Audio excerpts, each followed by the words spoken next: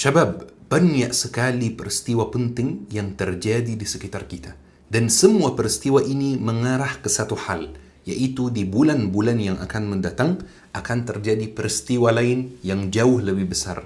Mungkin jadi perang, mungkin jadi ujian dari Allah, mungkin jadi hukuman dari Allah. Soalnya teman-teman, apa yang terjadi di Tufan Al-Aqsa 2023 itu benar-benar kacau sekali teman-teman.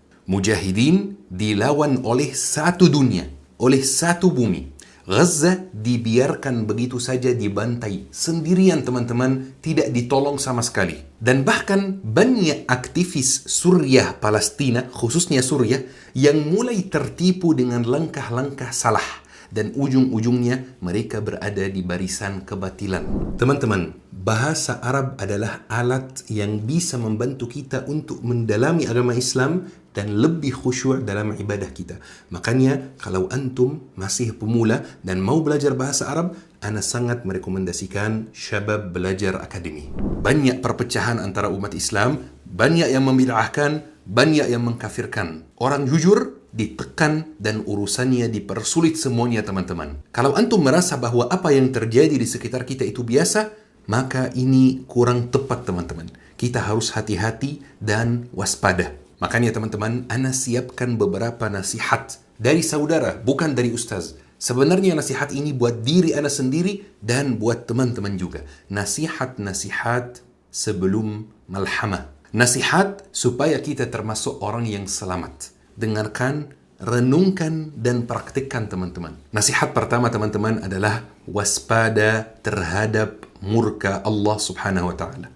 Teman-teman, kalau kita bicara sediplomasi apapun, tetap yang terjadi di Gaza itu adalah pengkhianatan terhadap saudara muslim.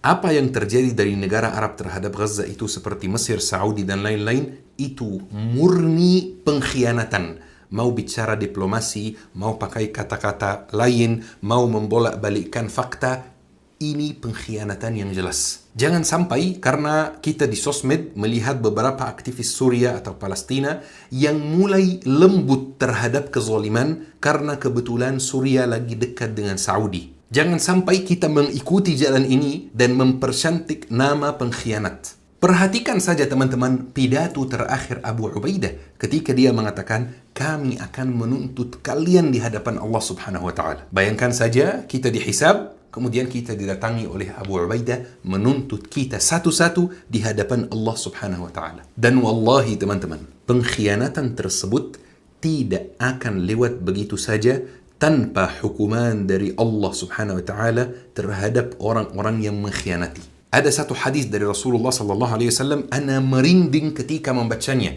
Rasulullah bersabda, "Ma min imri'in muslim yakhdhulu imri'in musliman fi mawdi'in tuntahaku fihi hurmatuhu wa yuntaqasu fihi min 'irdihi illa khadhalahu Allah fi mawdi' yuhibbu fihi nusratah." Tidaklah seorang muslim yang melantarkan dan tidak menolong saudaranya yang muslim di suatu tempat, di suatu posisi, di suatu peristiwa di mana kehormatannya dilanggar dan harga dirinya direndahkan, melainkan Allah akan melantarkan dia di tempat di mana dia sangat mengharapkan pertolongan. Makanya teman-teman, waspada terhadap murka Allah dengan banyak taubat. Angkat tangan dan berdoa kepada Allah, taubat, ya Allah, saya tahu yang terjadi ini pengkhianatan, tapi wallahi saya sudah melaksanakan semampu saya tidak mampu melakukan yang lain ya Allah. Kemudian teman-teman, nasihat yang kedua adalah jaga amr bil ma'ruf dan nahi an al munkar. Terus suarakan kebenaran teman-teman, jangan diam dan jangan bosan. Suarakan kebenaran, tolak kebatilan. Karena teman-teman, kita tahu dari Al-Quran bahwa orang-orang yang menyuarakan kebenaran itu insya Allah akan selamat kalau ada hukuman dari Allah subhanahu wa ta'ala. Allah subhanahu wa ta'ala berfirman, فَلَمَّا نَسُوا مَا ذُكِّرُوا بِهِ أَنْجَيْنَا الَّذِينَ يَنْهَوْنَ عَنِ السُّوءِ.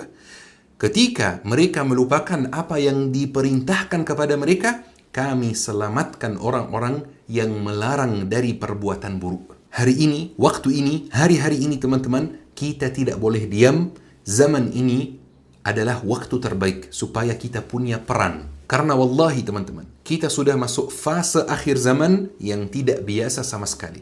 Hari ini kita tidak cukup untuk tidur, bangun, makan, kerja, cari yang duniawi saja, kemudian diulangi semuanya dari awal. Mana peran kita dalam menyuarakan kebenaran teman-teman? Dan jangan sampai kita mengatakan, emang saya bisa melakukan sesuatu? Jangan sampai kita memperhatikan hasil teman-teman. Karena Allah tidak menuntut hasil. Allah menuntut proses. Yang penting kita berproses untuk menyuarakan kebenaran. Ada hasilnya atau tidak, ini urusan Allah subhanahu wa ta'ala. Tapi teman-teman, ada satu hal yang penting sekali. Amr bil ma'ruf dan nahi 'anil munkar itu yang ana maksud di zaman yang sulit ini, di akhir zaman ini, bukan kayak yang dilakukan beberapa orang di internet. Orang-orang yang mengurus kehidupan orang lain, mengkritik kehidupan orang lain, mengurus jilbab orang lain, mengurus pakaian orang lain, mengurus jenggot dan kumis orang lain, mengurus rumah tangga orang lain, komentari, kritik, dan ketika ditanya, katanya saya menasihati, saya amr ma'ruf dan nahi 'anil munkar. Bukan itu amr ma'ruf dan nahi 'anil munkar yang ana maksud. Ini bukan amr ma'ruf dan nahi 'anil munkar. Ini kerusakan, ini ghibah. Nasihat yang ketiga teman-teman adalah berprasangka baik kepada Allah subhanahu wa ta'ala. Zaman ini memang sudah sulit teman-teman. Jadi tidak boleh kita tambahi kesulitannya dengan berprasangka buruk kepada Allah subhanahu wa ta'ala. Walaupun kita sebagai umat Islam merasa sangat lemah, tetapi jangan sampai putus asa. Pertolongan Allah subhanahu wa ta'ala pasti akan datang insyaallah. Karena kalau kita sudah mencapai titik yang paling rendah, berarti langkah berikutnya adalah naik lagi. Ini adalah sunnatullahi fil kaun. Dan kita sekarang di titik yang paling rendah. Palestina akan segera merdeka insyaallah teman-teman. Nasihat yang keempat, yang terakhir teman-teman, jaga persatuan umat Islam. Jangan mendengar dari orang atau dari ustaz atau dari ulama yang memecah belah umat Islam. Yang mengkategorikan umat Islam, ini sunnah, ini bid'ah. Ini salaf, ini bukan. Ini ustaz sunnah, ini ustaz non sunnah. Orang-orang yang memecah belah umat Islam itu teman-teman, jangan diperhatikan. Di zaman kita ini kita butuh persatuan. Jangan sampai kita membenci saudara kita yang mengucapkan la ilaha illallah Muhammadur Rasulullah, atau membid'ahkan dia, atau mengkafirkan dia, atau memfasikkan dia hanya karena masalah-masalah khilafiyah. Ayo kita jaga persatuan dulu. Masalah-masalah khilafiyah itu bisa dibahas nanti insyaallah. Ya syabab, ana mau mengakhiri dengan satu pesan. Jangan lupa untuk banyak sedekah. Sedekah Palestina atau yang lain. Rasulullah SAW bersabda, as-sadaqatu tudfi'u ghadab ar-rabb. Sedekah itu memadamkan murka Allah subhanahu wa ta'ala. Nasihat yang pertama adalah hindari kemurkaan Allah. Maka kita bisa menghindarinya dengan sedekah juga teman-teman. Teman-teman yang dirahmati oleh Allah subhanahu wa ta'ala, ayo kita akhiri kajian hari ini dengan doa kafaratul majlis. Subhanakallahumma bihamdika asyhadu an la ilaha illa anta astaghfiruka wa atubu ilaik. Syukran. لا يحصي لساني ثناء عليك فكل صلاحي منك وإليك عظيم العطايا مبسوط يديك تنفق كيف شئت والشر ليس إليك